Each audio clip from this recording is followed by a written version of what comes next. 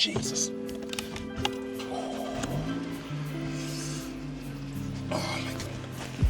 Good afternoon. So, you're joining me as I've just literally turned the car on. It is boiling in here. I mean, it is, according to this, 46 degrees in this car right now. I need to go to JVC to see a couple of apartments. I also need to go to Arjan and a place called Rukan 3. So you're going to come with me on today's episode as we continue our house hunt.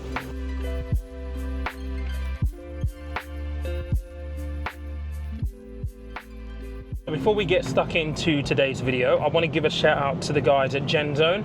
If you're moving to Dubai to set up your own business, these are the guys that you should be using. I've had a lot of questions in the Telegram group around the level of service they provide, because there are some business setup companies that will literally just do the registration for you. That's not what GenZone do. They do a whole front to end service, which means that they help you with the company setup, selecting your free zone, but they also help you with your medicals, your Emirates ID, your residence ID, the full shebang. They've helped over 600 companies set up here in Dubai. Their customer service is absolutely stellar. I will leave a link to them down below so that you can book a free consultation with Kevin and the team to talk about setting up your business and making your move here to Dubai.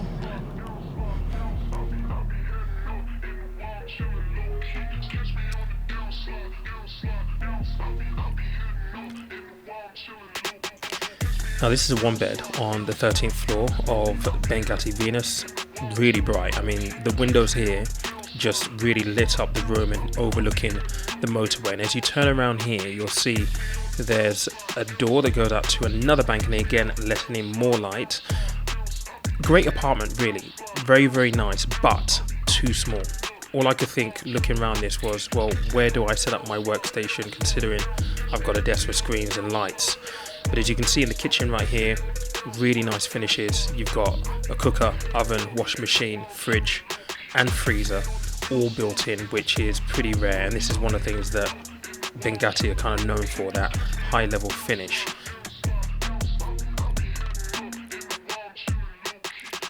So this is JVC Gardinia. You've got a kitchen, all appliances fitted as you walk in on the left, and to the right over here you've got a toilet. Basically you can get in here, you can put a picture or a mirror up there.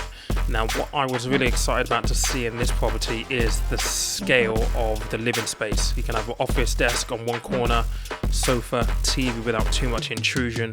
It's a really good space. Now this is about 657 square feet, and as you go into the main bedroom right here, really good size, quite bright because you've got the light coming in from the balcony which runs across to the living room. And as you turn around here, you're going straight staring at the ensuite bathroom, which is a really decent size, really nice fittings as you would expect from Bengati. I think this is really solid in terms of the choice. Wardrobe space in this place is, it's like a double wardrobe, so again we've got to think about storage solutions here potentially, but this is something I really love. Touch cabinets that open and close with the press of a button, and because obviously all the amenities are included, you have your washing machine, your cooker, gas hob, your oven, you've got a fridge, and you've also underneath got a freezer as well. Brilliant apartment. That's the view. This apartment was on the 28th floor, I believe, so straight shot to the exit on JVC. And this right here was the gym. What I really was surprised by was the height of the ceilings, as you're about to see in a moment. It's not fully equipped right now, but there's more running machines and more weights to go in. But yeah, look at the height of those ceilings. Beautiful, really nice building.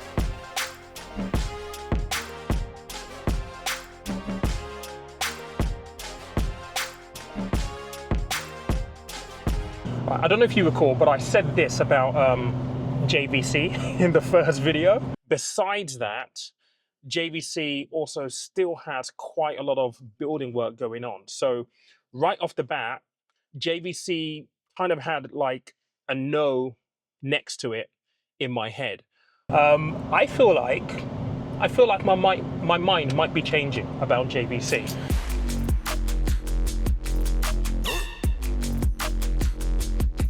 So here we are in an apartment in JVT. This is actually right on the corner of JVT. We've got the freeway just outside here. Really big windows. Here's something really bizarre about this one. So I saw this on Bayou, rang the guy this morning, and the guy just said, turn up to the building. We've got a number of units. And he has literally just handed me a handful of keys to go and look at the units that are available in this building right here. Let's give you a little bit of a tour around this. Size-wise, it's really nice. Certain things we don't like and compared to the ones that we've seen in JVC a little earlier today. So as you walk in through here, what you're going to find is we have nice big windows here, which is nice. A lot of light, it's bright. The view's not the most, I guess, panoramic of all, but we move. What I do like about this place, if I spin around though, is you've got a lot of space to work with. So right here, TV will go there. You've got a space for my desk over there potentially. And then if you come over here, there is a closet, bathroom I should say. And then it's got its own separate kitchen. You can't see much in here at the moment because the lights aren't on. And then when we come over here, you have the bedroom, which has its own ensuite, which looks tidy, then into the bedroom space here, onto the balcony, and really good wardrobe space as well. So yeah, it's a nice space, big, could be ideal. I don't know, might be one to consider. Now, whilst that property had enough space, because there was a clear space for me to have my workstation without intruding into the living room space, it wasn't as modern as we would want. It didn't have a pool. I'm pretty sure it didn't have a gym. And it just felt old. Not to mention, you've got to buy kitchen appliances, which is a no-go for my missus. So Maya 4 was definitely not one that we would want to look at. And like I said, I saw one, I saw a second one on the 14th floor. The balcony was just weird. And again, I didn't record it, but yeah, Maya 4, JVT, for that particular building, is not one that we would progress with at all.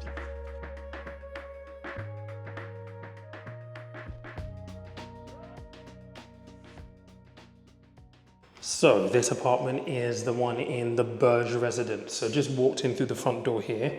As you can see, there was always a theme of having really nice kind of like windows or something that brings the lighting into most of the apartments that you're going to see here. So as you walk in through the front door, you have this side which has the kitchen in it. Now this one doesn't have a fitted kitchen at all. So that's one thing we have to be mindful of. We need to put a cooker there, and then a fridge will basically go in that corner right there. But if we come all the way around, again, I'm looking at space for, you know, the TV is going to be on one side, but I also need a desk.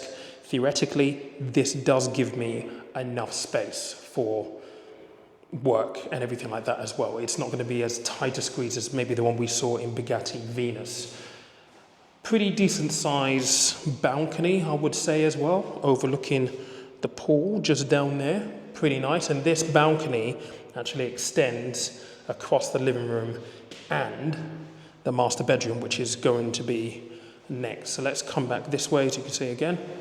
Kitchen, living, open living. Then around here, we've got storage space. So washing machine would go in here.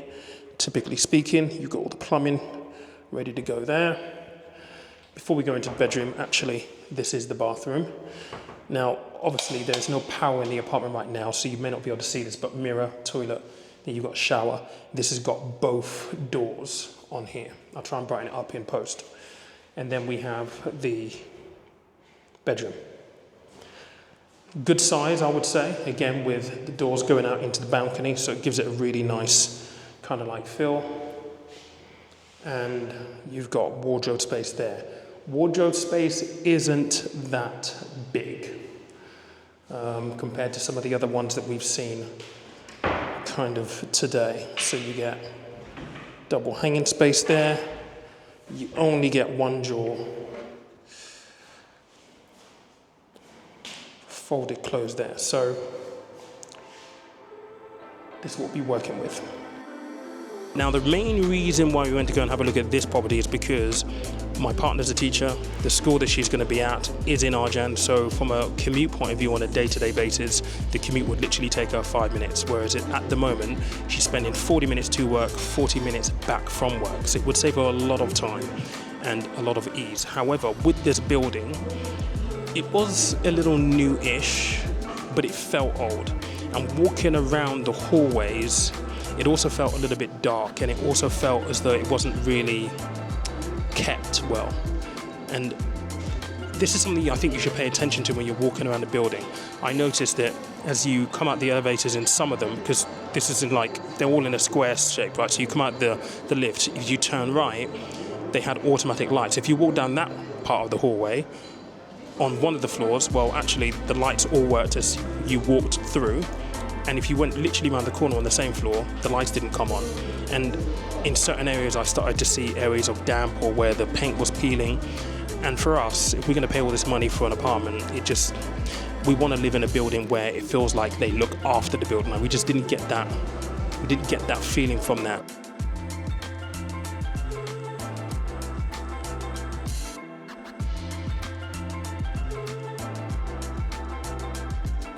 All right, so this is my last stop of the day. We're in a place called Rukan 3, to be specific. Now, this place is a bit of an outlier because it's not like JVC or JVT, and it's definitely not like Town Square.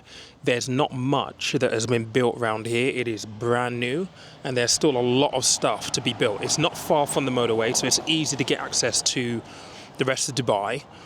But also, this property has an unusual layout in that it's about 500, maybe 600 square feet, but it's over 2 floors. So the bedroom is on a mezzanine on the upper floor. So you're talking high ceilings, and I'm curious to see what the layout looks like and if it's going to be conducive for me to work.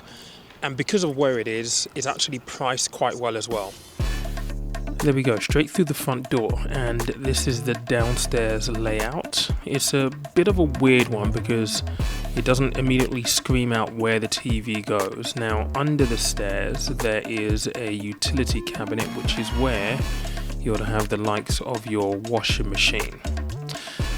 Closing that door right now, and you will see that in the kitchen there are no fitted appliances, so you need to have your washing machine and your cooker and your fridge installed in here. Again, another big no-no from the missus. You got a downstairs toilet, and as I come round the corner in a moment to look back at the property, you kind of start to see the scale of that floor to ceiling feeling over 2 floors.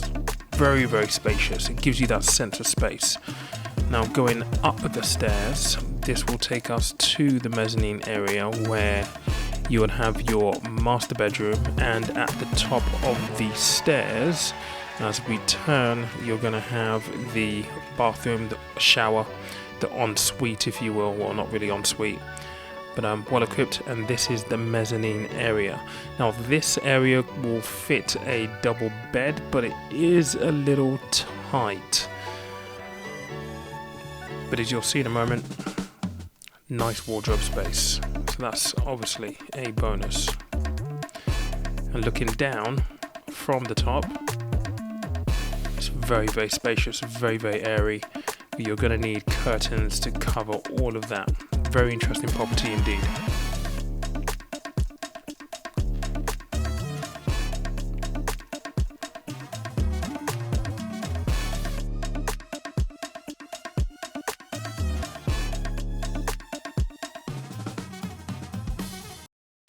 So the guy that took us through JVC, and I don't know whether this is something that they do commonly, but he really kind of like pissed me off a little bit. And the reason for that is because he never once upheld the advertised prices on Bayut or Property Finder. In all of the apartments, he upped the price 10% or by 10,000 dirhams. And for me, I'm like, you're taking the piss, but I'm going to let this ride. Particularly for Venus, it was too small. For Tulip, it was too small. Gardinia, though, I had to call him out on it because I was like, okay, I know Gardinia, all the one beds are roughly around about that 70,000 dirham mark, which I think is a really good price for what you're getting and the size that you're getting and the quality of the build that you're getting for rent. But he went in and said, well, it's 78,000, 80,000 dirhams. And I'm like, hang on a second. You're not the only agent that I've spoken to, because I did speak to another agent who gave me, again, like the guy in JVT, he gave me the unit number and said, when you get there, give me the code, I'll let you in. And I said, I know a guy right now on the 13th floor who's got an apartment who's given me the code to get into that, and it's 70,000 dirhams. And he was constantly trying to push me up to that 80,000 dirham mark roughly. And I said, I can get this for 70,000 dirhams. Then he was like, okay, we can do 70,000 dirhams, whatever unit you want. Now, if you are going to be looking at shopping around, just know Gardinia is brand new. There are hundreds of these units available right now. And so you need to kind of know yourself and call your agent out if they try to play these kind of tactics. And again, I don't know whether they do it because they're trying to capture people and get people in front of them and try and upsell them, or maybe they're just advertising false amounts on Property Finder and Buyut and spring new prices on people, thinking that they're not going to think twice. I have no idea what's going on there, but I just found it really, really bizarre. But what I will also say is there are 3 things that you need to do if you are serious about getting a property. The first one, you need to make sure that you ask for your agent's RIRA ID and license. This will just make sure that they're a legitimate real estate agent. Like, there are lots and lots of scammers out there, trust me. My partner has shown me a couple of places where it's too good to be true. You dig a little bit deeper, and yes, it is too good to be true. You see reviews about them being scammers and all this kind of stuff. So ask for their RIRA ID, their RIRA license. You can verify their license and who they are on the RIRA register as well. The second thing, before you go and put down a deposit or book a property, you also need to ask for the property title deed and the landlord's Emirates ID. And what you're looking to do there is you're looking to confirm that the property does belong to that landlord, and you have the Emirates ID so you can see who the landlord is and verify who he is as well. Do not send any agents any money unless you do that. We're about 3 weeks out from agreeing a place. Where we are right now, I need to take the missus to go see Gardinia first and foremost. She's seen some videos from it yesterday. She needs to see it. If she likes it, then we'll book it. But once we know, then I suppose the next video is going to be us moving in and maybe a little bit of a tour of the apartment. I know that people in the Telegram group, if you're not joined already, you should go and join, are asking for an apartment tour. So once we're in the new place, we'll be able to do that for you. I did say there were 3 things to do, but actually there were 2 things to do, which were the tips I've given you around agents right there. But I hope you've enjoyed this and I hope you found it informative in some way, shape or form for your search. In the Telegram group, we are going to be partnering up with a real estate agent, mostly English. All of the agents are, just around some tips, renting, buying property here. That will come in the next couple of weeks or so with some content. So stay tuned. And again, if you've not joined the Telegram group, go and join now. And if you've not already subscribed, consider subscribing as well. My day is done. Well, it's not done. I've now got to go edit this, but I hope you enjoyed it. Catch you there.